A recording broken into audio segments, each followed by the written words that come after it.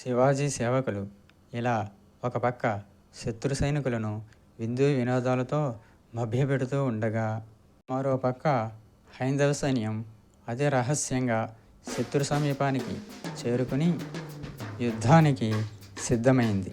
పట్టపగలే చీకట్లు కమ్ముకునే ప్రతాప్గఢ్ పర్వతారణ్యాలలో హైందవ సైన్యాల కదలికలను గమనించే స్థితి శత్రువులకు లేకపోయింది. నవంబర్ 10, 1659 శివాజీ అఫ్జల్ ఖాన్ను కలువవలసిన రోజు తెల్లవారింది. ఆ రోజు శివాజీ ప్రొద్దుటే లేచి మంగళస్నానం చేసి ఈశ్వర పూజ చేశాడు.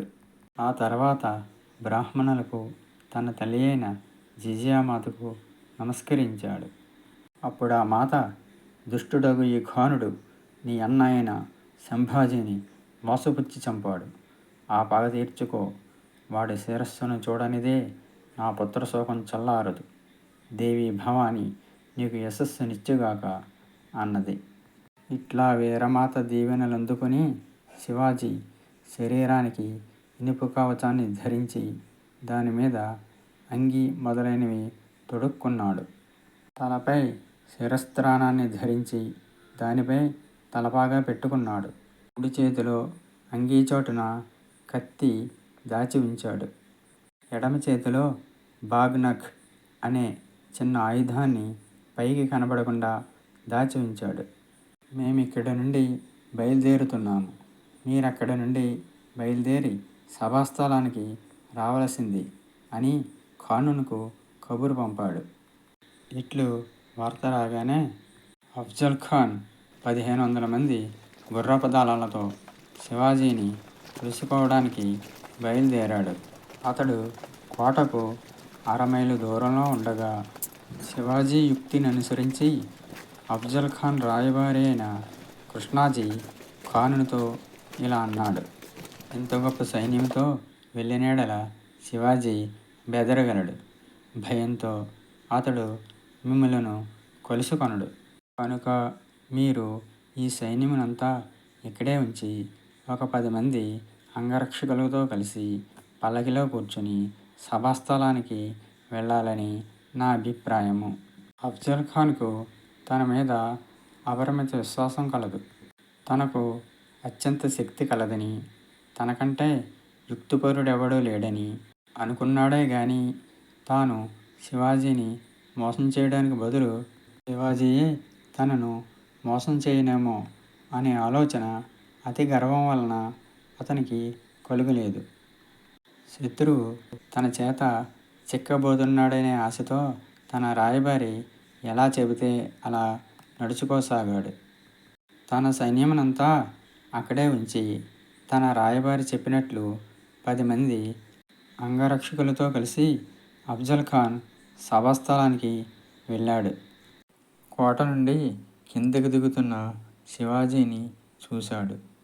శివాజీ వద్ద ఆయుధాలేవీ ఉన్నట్టుగా ఖానునకు కనిపించలేదు.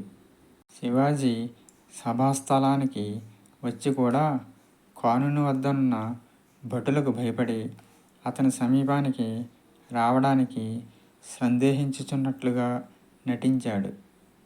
అది చూసి ఖానుని రాయబారి, మీ వద్ద భటులు ఉండడం వల్ల శివాజీ మీ వద్దకు రావడానికి సందేహిస్తున్నాడని చెప్పి ఆ భటులను శిబిరం బయటకు వెళ్ళేటట్టు చేశాడు. శివాజీ కూడా తన అంగరక్షకులను శిబిరం బయట కొంత దూరంలో నిలువమని చెప్పాడు. అఫ్జల్ ఖాన్ శివాజీని చూశాడు. తన ఆజానుబాహు శరీరము ముందు శివాజీ యొక్క వామనాకారము ఖానునకు చులకనగా కనిపించెను.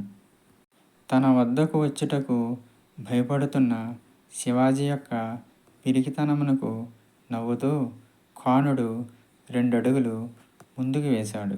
శివాజీ ఖానుని సమీపించాడు. ఒకరినొకరు కుశల ప్రశ్నలు అడుగుకొని ఆలింగనం చేసుకున్నారు. వెంటనే ఖానుడు శివాజీని ఎడమ చేతి కింద నొక్కిపెట్టి కుడి చేతితో కత్తి తీసుకుని శివాజీ తలపై గట్టిగా దెబ్బ వేశాడు. శివాజీకి తల మీద శిరస్త్రాణం ఉన్నందువల్ల గోధుమ గింజంత అతి చిన్న దెబ్బ మాత్రమే తగిలింది. ఖానుని ఈ హత్యోదంతాన్ని ముందుగానే ఊహించిన వాడైనందున అదే సమయంలో శివాజీ నరసింహుని వలె పులిగోళ్లతో ఖానుని పొట్టను చీల్చివేశాడు. వెంటనే ఖానుడు పెద్దగా మోసమురా మోసము అని అరుస్తూ కుడి చేతిలోని కత్తితో శివాజీ మీదకు పోగా శివాజీ తన కత్తితో ఖానుని భుజంపై దెబ్బ వేశాడు. ఆ కత్తి కవచము లేనందువల్ల ఖానుని గర్భం వరకు దిగి ఖానుడు మరణించాడు. ఖానుని అరుపులు విని ఆ సమీపంలో ఉన్న ఖానుని అంగరక్షకుడు సయ్యద్ బంధు అనేవాడు కత్తితో శివాజీ మీదకు రాగా శివాజీ అంగరక్షకుడైన జీవామహల సయ్యద్ బంధును నరికి చంపాడు. ఇదే సమయంలో శిబిరం బయట ఉన్న ఖానుని అంగరక్షకులను శివాజీ అంగరక్షకులు ద్వంద్వ యుద్ధంలో హతమార్చారు. ఈ పోరాటం జరుగుతున్నప్పుడు ఖానుని పల్లకీ బోయలు ఖానుని మృతదేహమును పల్లకీలో వేసుకుని తీసుకుపోసాగారు. ఇది చూసి కొందరు మరాఠా సైనికులు వారిని అడ్డగించి ఖానుని శిరస్సును ఖండించి శివాజీ వద్దకు తీసుకువచ్చారు.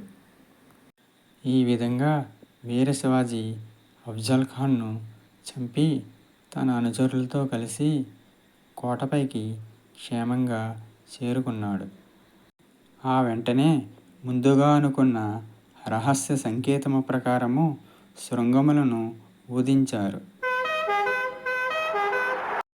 ఆ వెంటనే ఆకాశం దద్దరిల్లేటట్లు ఫిరంగుల శబ్దం మ్రోగసాగింది.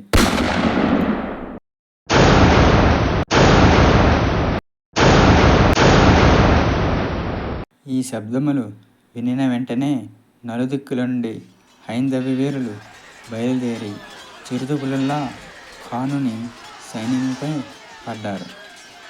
ఖానుని సైనికులకు గుర్రముల నెక్కుటకు గాని కవచములు ధరించుటకు గాని వీలు కుదరలేదు.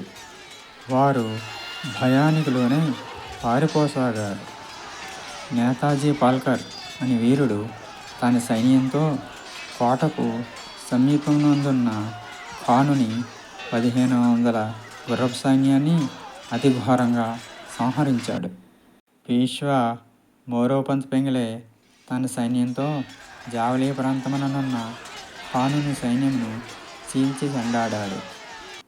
శత్రు సైనికులలో అందరికీ ఈ అరణ్య ప్రాంతము కొత్త కావడం వల్ల త్రోవలు తెలియక అన్నపానీయములు లేక అరణ్యంలో తిరుగుచుండగా శివాజీ వారికి అభయమునిచ్చి తన వద్దకు పిలిపించుకుని అన్నపానీయములనిచ్చి తన వద్ద ఉండుటకు ఒప్పుకున్న వారికి తగిన పదవులిచ్చి మిగిలిన వారిని క్షేమంగా బీజాపూర్కు పంపించాడు.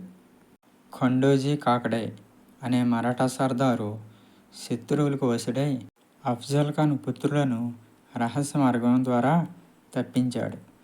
ఈ విషయం తెలియగానే శివాజీ ఖండోజీ కాకడేకు శిరచ్ఛేదం చేయించాడు. శివాజీ శత్రువులను జయించి క్షేమంగా తిరిగి వచ్చినాడని తెలుసుకొని జిజాబాయి కుమారునికి దిష్టి తీసి, నాయనా, నీ అన్నయ్య అయిన సంభాజీని చంపిన అఫ్జల్ ఖాన్పై పగ తీర్చుకున్నావు. నేను మరలా నిన్ను చూడగలిగాను. ఇదే మనకు సువర్ణ దినము అని పలికినది.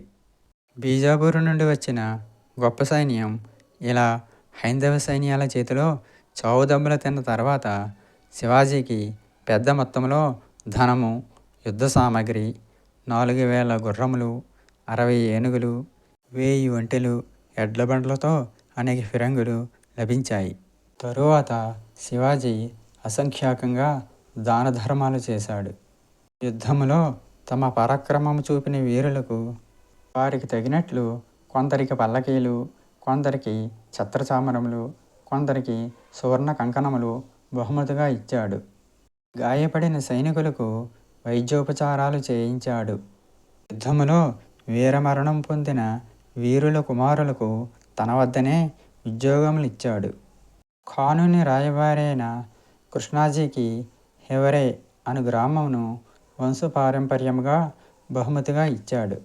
బీజాపూర్ రాజ్యానికి వెన్నెముక లాంటి అఫ్జల్ ఖాన్ చచ్చిన వృత్తాంతము, సుల్తాన్ సైన్యములన్నీ ఘోరముగా నాశనము చెందిన విధానము 4వ రోజుకు బీజాపూర్ రాజ్యంలో తెలిసింది. ఆ వార్త వినిన వెంటనే నవాబు అతని అంతరంగికులంతా దుఃఖితులయ్యారు. నవాబు భార్య దుఃఖంతో 3 రోజుల వరకు భోజనమే చేయలేదట. ఈ విధంగా జరిగిన ప్రతాప్గఢ్ యుద్ధం శివాజీ యొక్క ప్రతాపాన్ని, బుద్ధి కుశలతను, సాహసాన్ని ప్రపంచానికి తెలియపరిచింది. ఉత్తర భారతాన రాజపుత్రుల నుండి దక్షిణ భారతాన నాయకరాజుల వరకు శివాజీ కీర్తి వ్యాపించిపోయింది. అమిత బలవంతుడు, మోసగాడు అయిన అఫ్జల్ ఖాన్ను శివాజీ సంహరించిన విధానాన్ని ప్రజలు కథలు కథలుగా చెప్పుకున్నారు. శివాజీని నరసింహునిగా, అఫ్జల్ ఖాన్ను హిరణ్యకశిపునిగా ప్రజలు భావించి పాడుకోసాగారు. ఈ విధంగా అఫ్జల్ ఖాన్ వధతో బీజాపూర్ పతనం మొదలైంది.